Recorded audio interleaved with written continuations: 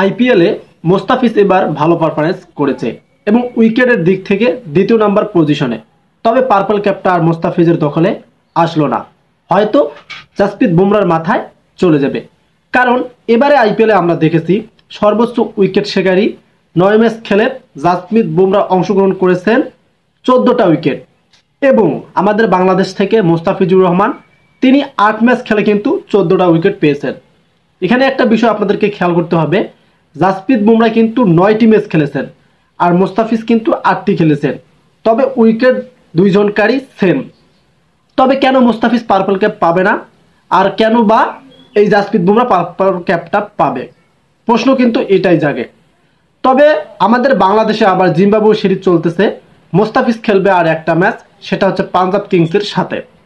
Last ম্যাচে যদি Mustafiz wicket পায় তারপরেও কিন্তু আইপিএলে থাকতেছে না মোস্তাফিজ। এদিকে আবার জাসপ্রীত বুমরা কিন্তু আরও ম্যাচ খেলতে পারবে। সেক্ষেত্রে 100% বলতে আমরা বলতে পারি যে 50% এই বেশি থাকতেছে জাসপ্রীত বুমরার দিক থেকে, কারণ মোস্তাফিজ তো আর খেলবে না আইপিএল। লাস্ট একটা ম্যাচ বাকি আছে তার, সেই ম্যাচটা খেলে কিন্তু চলে আসবে। তবে একটা সুযোগ ছিল, যদি ইকোনমিটা কম থাকতো মোস্তাফিজের তাহলে কিন্তু আরও একবার এই পার্পল ক্যাপটা পেত। আমরা দেখেছি এবারে আইপিএল আসরে মোস্তাফিজের ইকোনমিটা অনেকটা বেশি এবং রানের গতিটাও কিন্তু তিনি দিয়েছেন বেশি।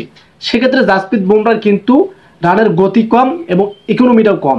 এক্ষেত্রে এটাই ডিফারেন্স করে যে মোস্তাফিজের ইকোনমিটা বেশির কারণেই কিন্তু জাসপ্রীত বুমরা এই দিক দিয়ে পাচ্ছে। এক কথায় সমীকরণ কিন্তু এটা, ক্রিকেটের মধ্যে যে সমীকরণগুলো থাকে, যে রুলসগুলো থাকে, সেক্ষেত্রে কিন্তু ভালো ভালো প্লেয়ার বা ব্যাটসম্যানদের দিক থেকে বিবেচনা করা হয়।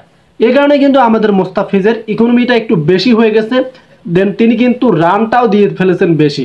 আমরা দেখেছি লাস্ট যে ম্যাচটা হলো এক কথায় হায়দ্রাবাদের সাথে, সেখানে তিনি কিন্তু 4টি ওভার করেননি, তিনি কিন্তু যে 2টা উইকেট পেয়েছেন এবং 19 রান খরচ করেছেন, এইটাই হয়তো তার নিম্ন রান।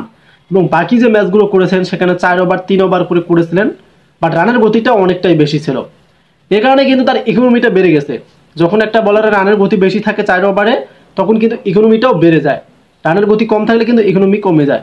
এই কারণে কিন্তু ইকোনমির ডিফেন্সের ক্ষেত্রে কিন্তু জাসপ্রীত বুমরা পার্পল ক্যাপটা পেতে পারে। তবে হার্ষল প্যাটেল আছে, তিনিও কিন্তু 14টা উইকেট পেয়েছেন, তারও কিন্তু একটা ম্যাচ আছে। সে যদি আবার ভালো পারফরমেন্সটি উইকেট করে ইকোনমি কমায়, সেও কিন্তু পেতে পারে। সেক্ষেত্রে আমরা এই জাসপ্রীত বুমরা আর মোস্তাফিজকে ডিফেন্স করলাম।